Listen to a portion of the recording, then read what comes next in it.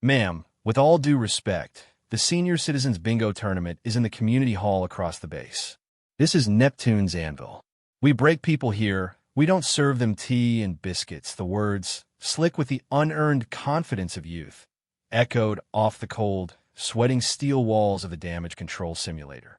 The assembled group of naval recruits, barely out of their teens and terrified into a collective, shivering mass, released a wave of nervous laughter. It was a cruel sound, the kind that seeks to curry favor with a predator by joining in the mockery of a perceived weaker target. The predator, in this case, was Petty Officer First Class Miller, an instructor whose jaw seemed permanently set in a sneer of condescending authority. He stood with his thumbs hooked into his perfectly creased belt, a living monument to by-the-book arrogance. The target of his derision was a woman standing near the main water manifold, a figure so unassuming she seemed almost an apparition in the harsh, industrial glare of the simulator. She wore simple, gray coveralls, devoid of any rank or insignia. Her hair, pulled back in a severe, practical bun, was more salt than pepper.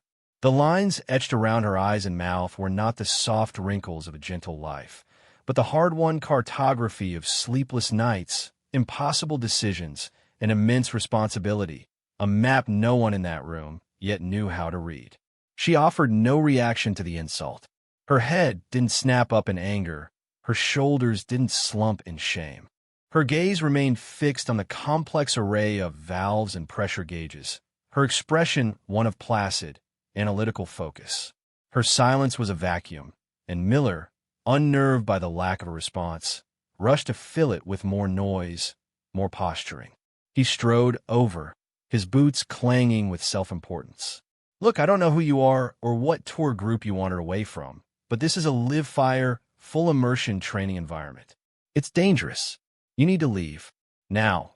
He gestured vaguely towards the exit hatch, his tone dripping with exaggerated patience, the kind one uses for a child or a simpleton. But as he spoke, another figure descended the steel ladder from the observation deck above, moving with a quiet authority that instantly silenced the residual chuckles of the recruits. It was Captain Thorne, the base commander, a man whose presence commanded a gravitational pull of its own. He didn't look at Miller. He didn't look at the recruits. His eyes, sharp and discerning, were fixed on the woman. He wasn't looking at her face, but at her stance. The way her feet were planted, perfectly balanced. The way her hands rested at her sides, not passively, but with a coiled readiness. It was a posture he had seen only once before in grainy after-action reports from a legendary, classified incident decades ago. A ghost of a memory flickered in his mind. He took a half-step forward, his own authority momentarily forgotten, replaced by a dawning, electrifying sense of disbelief. If you believe that true strength doesn't need to announce itself, type quiet professional in the comments below. The air in Neptune's anvil was thick with the manufactured tension of 100 Hollywood disaster films, a carefully curated atmosphere of dread designed to strip away bravado and expose raw nerve. The very name of the facility was a piece of institutional poetry, a place where raw human material was hammered in a shape upon the unforgiving anvil of simulated catastrophe. Water dripped from overhead pipes with a rhythmic, maddening slowness, each drop echoing in the cavernous space like a tick of a clock counting down to failure. The scent of cold ozone from the high-voltage equipment mingled with the damp, metallic smell of recycled water and the faint, acrid tang of human fear.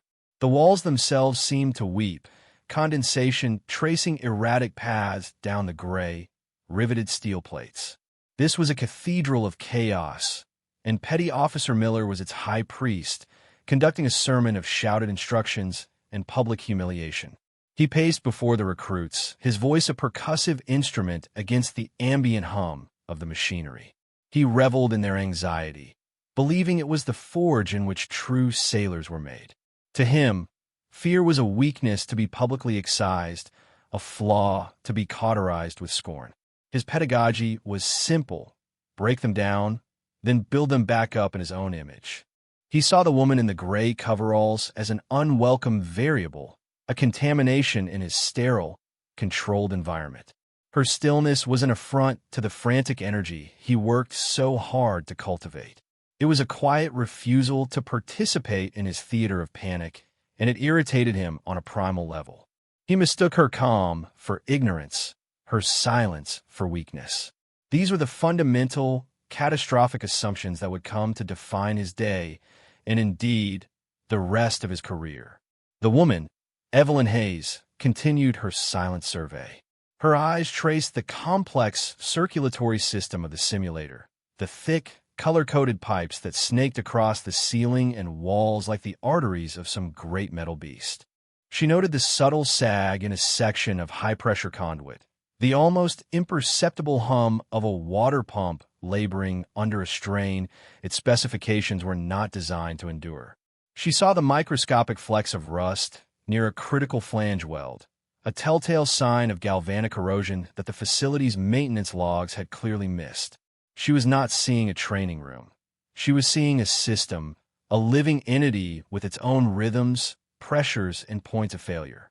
Her mind, a repository of 3 decades of naval engineering and crisis management, was running silent, complex diagnostics, cross-referencing the simulator's design schematics. Schematics she herself had signed off on 12 years prior, with the reality before her. She was listening not to Miller's hollow shouting, but to the whispers of the machine itself. Her presence on this unannounced inspection was a testament to a core belief that a leader must be willing to walk the lowest decks, to smell the bilge water, to understand the system from the bottom up.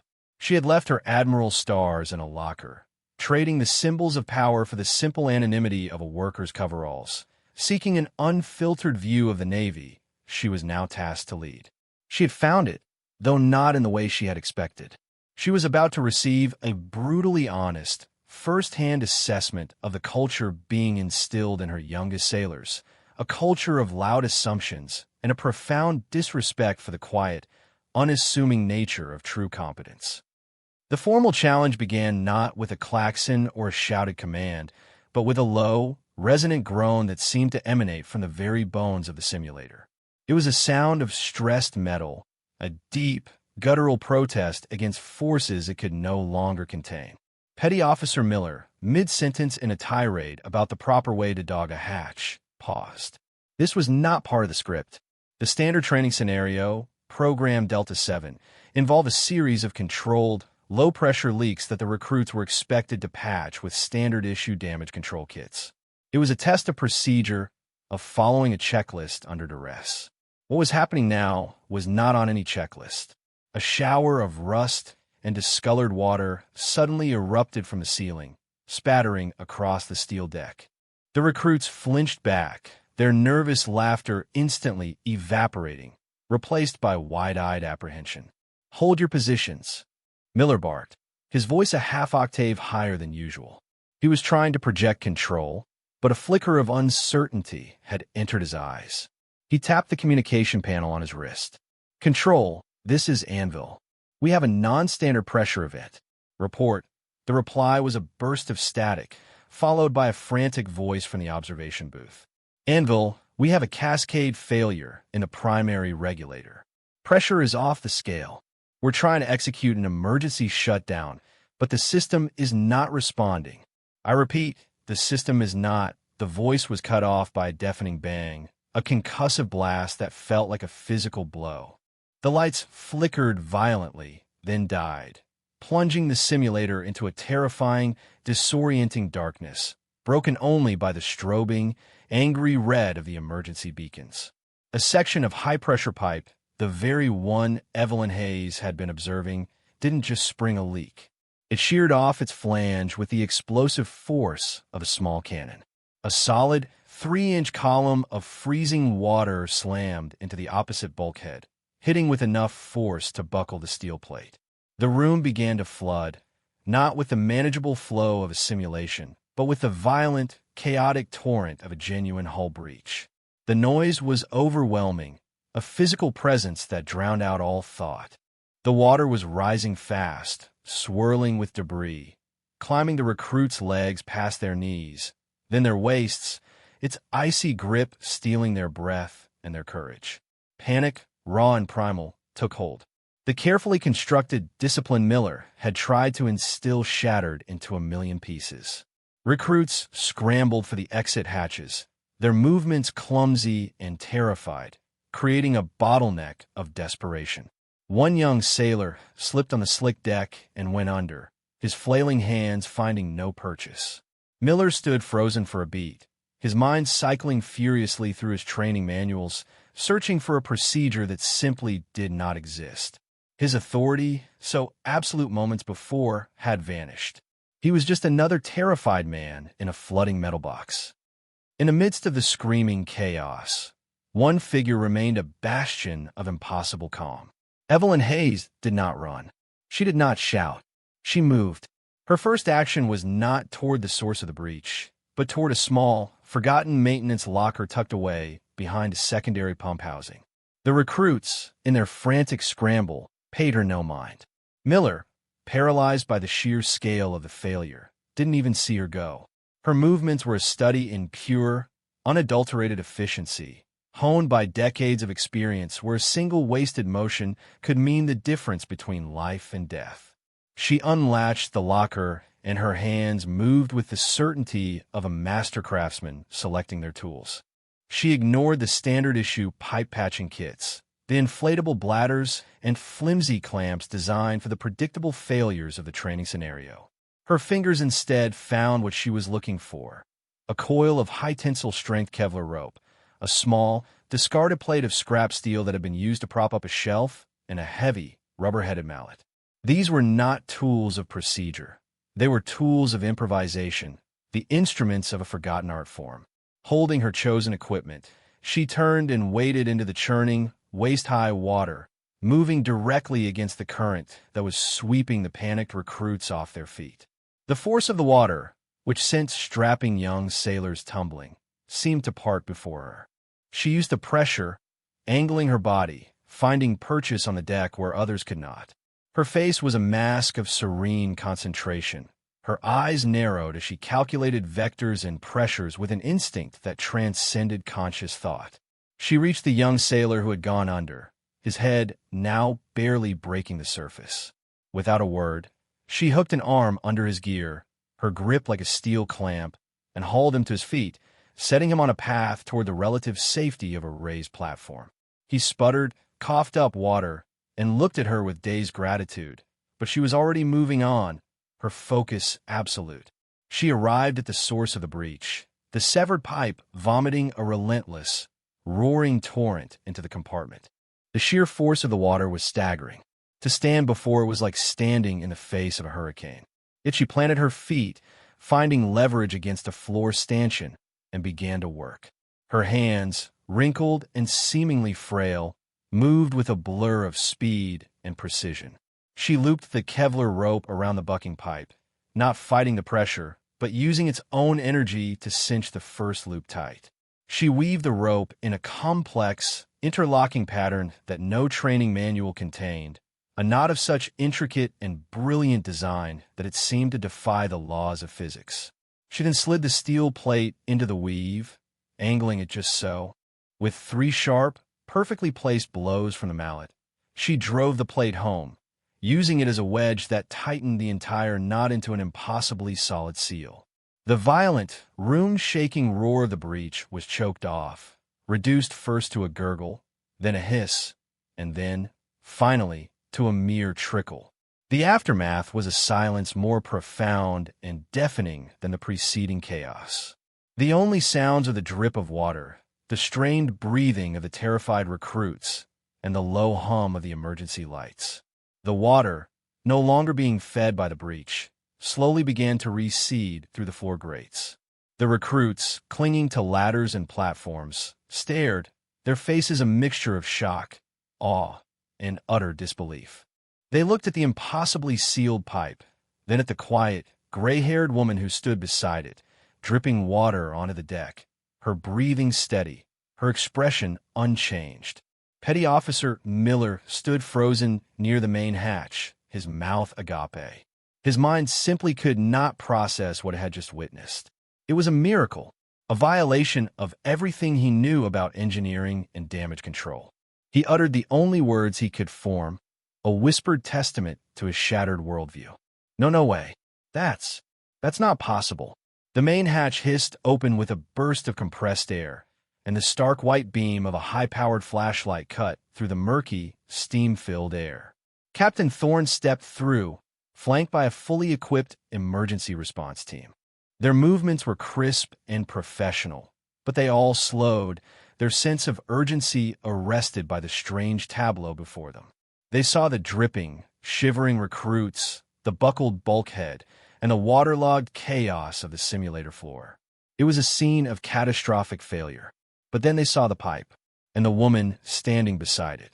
Captain Thorne waved his team to stand down, his gaze locked on the makeshift patch. He holstered his flashlight, the emergency beacons providing more than enough light to see the intricate marvel of engineering that had saved his facility and, more importantly, his sailors. He walked forward slowly, his boots sloshing through the ankle-deep water, his eyes never leaving the knot.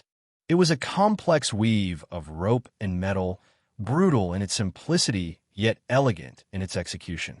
He reached out a hand and touched the Kevlar rope, feeling the immense tension still held within its fibers. A ghost of a story, a piece of naval folklore he'd heard as a young ensign fresh out of Annapolis, surfaced from the depths of his memory. The story was of the USS Titan, a deep-sea research submarine that had suffered a catastrophic hull breach at crush depth, an unsurvivable event by every metric. The official report was heavily redacted, but the legend that circulated in the classified circles spoke of an officer, a young lieutenant at the time, who had improvised a patch using nothing but a tow cable and a section of deck plating, holding back the weight of an entire ocean long enough for the crew to escape. The technique was deemed a one-in-a-billion miracle, impossible to replicate, a unique solution born of genius and desperation. It was never given an official name, but those who knew the story simply called it the Titan Lock. Thorne turned his gaze from the pipe to the woman. He looked at her face, truly looked at it this time, past the gray hair and the unassuming coveralls. He saw the unwavering calm in her eyes, the quiet authority that radiated from her not as a projection of rank, but as an intrinsic quality of her being. The pieces clicked into place with the force of a physical revelation. The stance, the impossible skill, the legend, it all pointed to one unbelievable conclusion.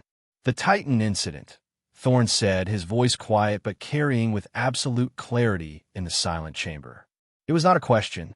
It was a statement of fact, an acknowledgement across the decades. On the sail of the Titan. That was you. Evelyn Hayes simply met his gaze and gave a slow, almost imperceptible nod. Just one. It was all the confirmation he needed. Thorne's professional composure, the bedrock of his command, momentarily cracked, replaced by a profound, unadulterated awe. He turned to his communications officer. Give me the service record for Admiral Evelyn Hayes. 4-star. Active duty roster. Classification. Eyes only, level Omega.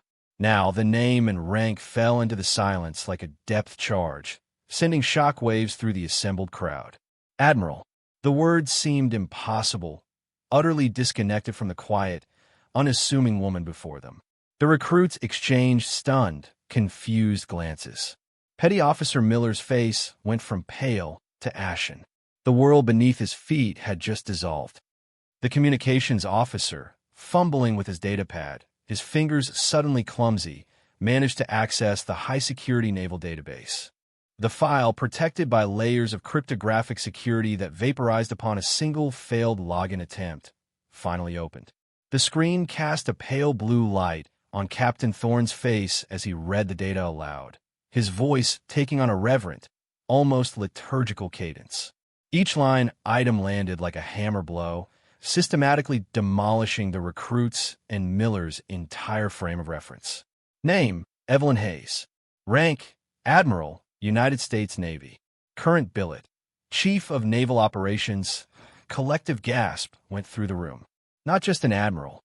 The admiral, the highest-ranking uniformed officer in the entire naval service, the strategic and operational commander of the most powerful maritime force on the planet. Thorne continued, his voice resonating with the weight of her history. Graduated first in her class, United States Naval Academy, specializing in nuclear engineering and advanced hydrodynamics. First woman to qualify for submarine command.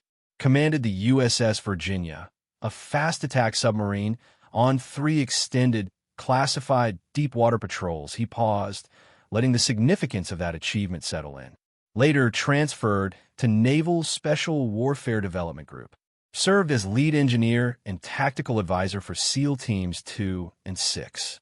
Recipient of a Navy Cross for actions during the Titan incident. Recipient of the Defense Distinguished Service Medal.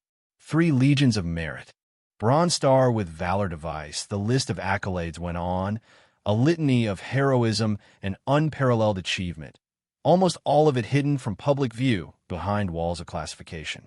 The final line item was the one that landed with the most brutal irony. Additional qualifications: lead design consultant and principal architect for the Neptune's Anvil Advanced Damage Control Simulation Facility. She hadn't just mastered the simulator. She had conceived of it, designed it, built it.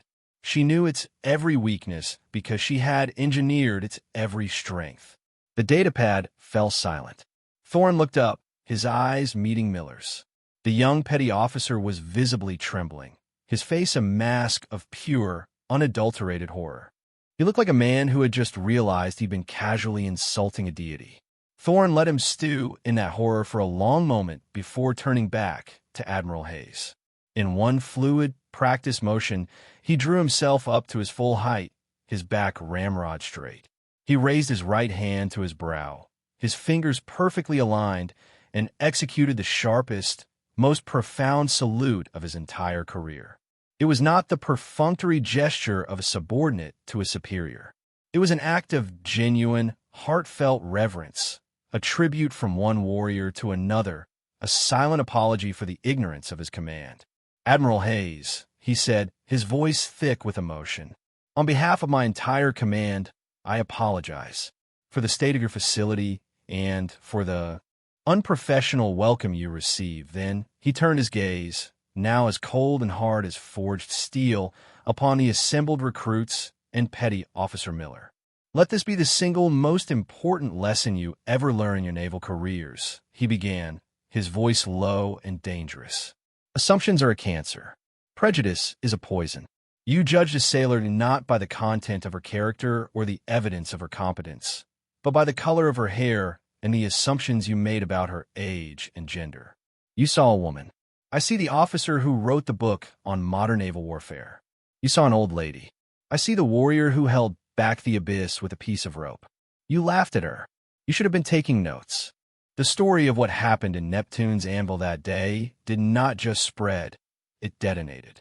It moved through the naval base with the speed and intensity of a wildfire, leaping from the barracks to the mess halls, from the engine rooms of docked destroyers to the encrypted networks of the intelligence community.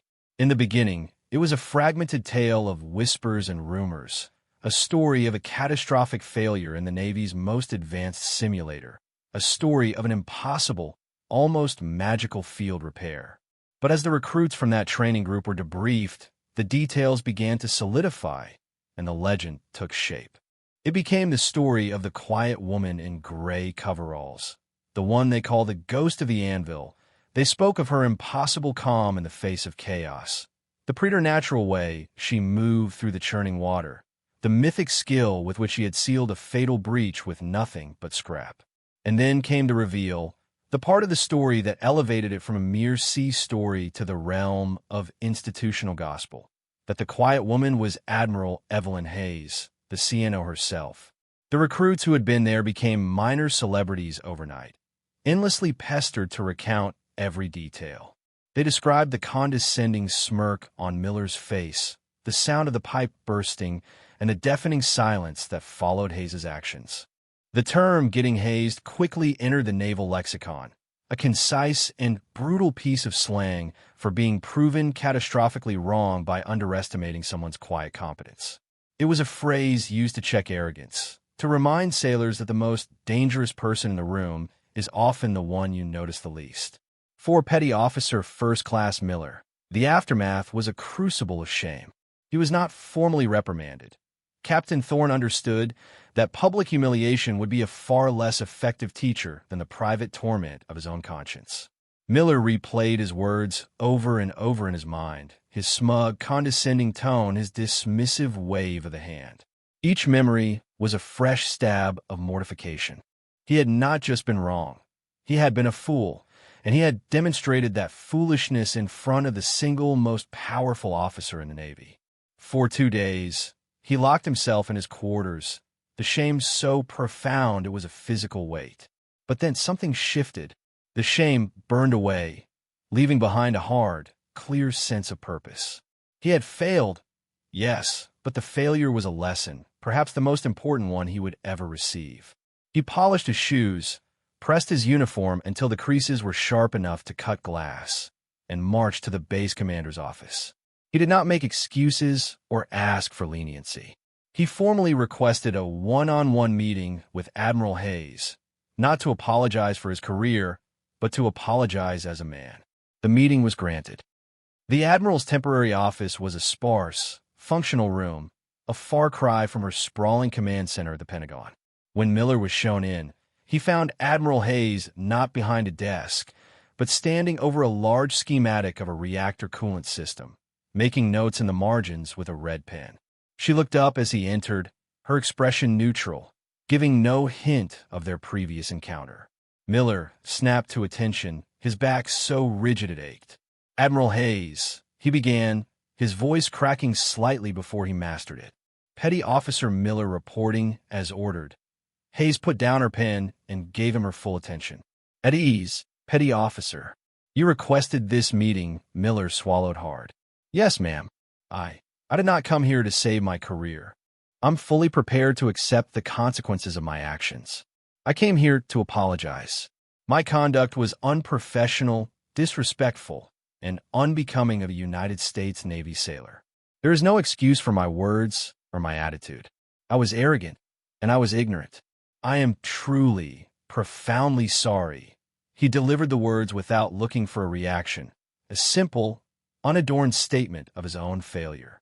He expected a cold dismissal, a lecture, perhaps the formal notification of his transfer to the most remote, undesirable outpost in the fleet.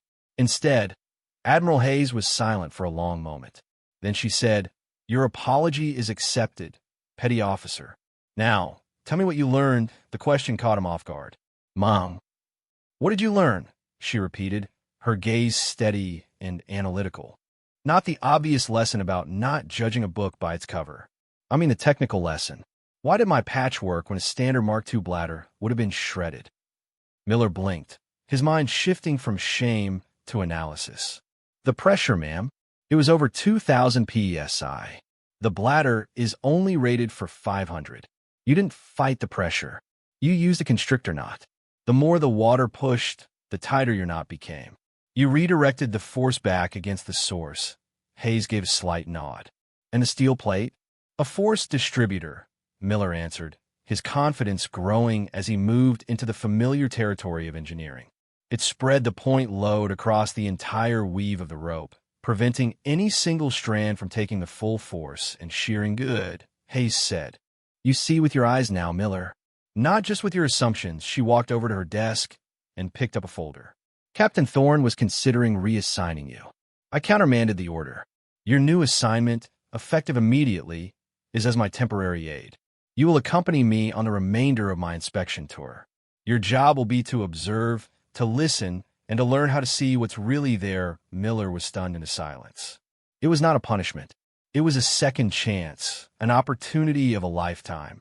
He never spoke of her initial insult again, and more importantly, neither did she.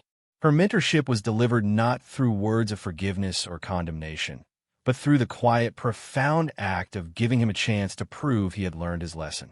Weeks later, after the Admiral had departed, a maintenance crew carefully cut the section of ruptured pipe from the simulator wall. It was mounted on a polished oak backing and placed in the central rotunda of the Naval Training Academy. Beneath it, a simple, gleaming brass plaque was installed. It did not mention the Admiral by name. It simply read, "The Hayes Knot. Competence is the only rank that matters." 5 years passed. The story of the Haze not became more than just a legend. It became a foundational text, a core piece of the Academy's identity. The physical display in the Rotunda was the first stop on every tour for new recruits, a mandatory pilgrimage for every officer candidate. It served as a stark, physical reminder that the true measure of a sailor was not found in the gleam of their insignia or the volume of their voice, but in the quiet, steady competence of their hands when the world was coming apart. The culture of the training facility, once a breeding ground for the kind of brittle arrogance personified by Petty Officer Miller, had undergone a seismic shift. The training scenarios, redesigned with direct input from Admiral Hayes herself before her retirement, were no longer simple, by-the-book procedures. They were now chaotic, unpredictable, and specifically engineered to defy easy answers. They were designed to teach adaptation, improvisation, and critical thinking. They were designed to teach sailors to respect the problem, not the procedure.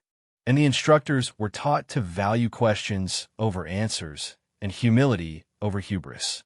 The lead instructor for the Advanced Damage Control course at Neptune's Anvil was now a man renowned for his quiet patience, his deep technical knowledge, and his profound ability to see the potential in every sailor, regardless of their background. Chief Petty Officer Miller now stood where he once had as a swaggering youth, but the man himself was unrecognizable. The sneer was gone, replaced by a calm, knowing confidence. His voice was no longer a bark of condescending authority, but a quiet, compelling tool of instruction. He was standing before a new group of nervous recruits, gathered at the base of the famous display. "Look closely at this," he said, his voice commanding an easy respect that his younger self could only have dreamed of. "This is not a trophy. This is a lesson. This is a piece of rusted pipe and scrap metal that tells you everything you need to know about the Navy you have just joined." He tapped the complex weave of Kevlar rope. The sailor who tied this knot did not have the right tools. They did not have the right equipment. They did not have time. All they had was a deep, fundamental understanding of the forces at play. They had competence. And in that moment, in this room, when the lights were out and the water was rising, that competence was worth more than all the rank and regulations in the world. One of the young recruits, a woman with bright, inquisitive eyes, raised her hand. "Chief," the story says it was an admiral. The CNO, Miller's face broke into a rare, genuine smile. The story says a sailor saved the day. He corrected gently. The fact that she was an admiral was a coincidence. The lesson is that you never, ever know where that kind of competence is hiding.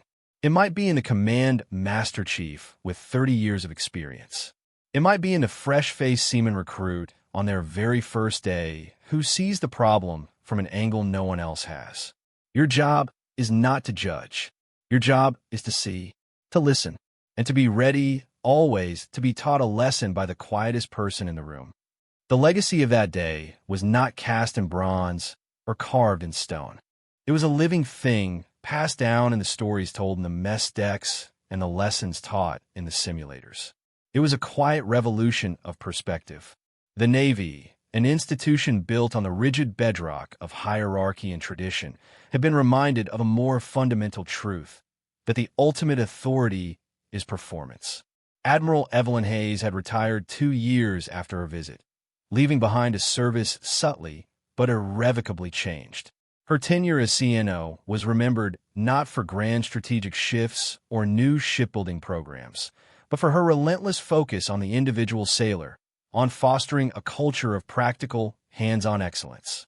She championed initiatives that rewarded innovative problem-solving in the enlisted ranks and created new pathways for technical experts to advance without being forced into purely administrative roles. She believed that the strength of the fleet was not in its steel hulls, but in the collective competence of the hands that maintained them, piloted them, and, when necessary, saved them. The Hayes knot became a symbol for this philosophy. It represented the triumph of ingenuity over procedure, of action over assumption. It was a testament to the idea that true leadership is not about giving orders, but about creating an environment where the best ideas, regardless of their source, can rise to the surface. The greatest impact, however, was on the countless sailors who heard the story and took its lesson to heart. It was in the young officer who learned to listen to the advice of his seasoned chief before making a critical decision. It was in the instructor who chose to mentor a struggling recruit instead of washing them out. It was in the quiet professional, in every division and on every ship, who felt seen and valued, who understood that their silent, diligent work was the true backbone of the service. True legacy isn't what you leave behind in a museum. It's what continues to move forward in the hearts and minds of those you've inspired. It is the continuation of a standard, the propagation of an idea. The rusted pipe in the rotunda was not an ending. It was a beginning. It was a permanent, silent challenge to every sailor who walked past it. Be competent. Be humble. Be ready. For in the final analysis, when the water is rising and the lights go out, your character will be the only tool you have left. For more stories where quiet competence triumphs over loud arrogance, and where silent strength defines their worth, subscribe to Unknown Heroine Stories.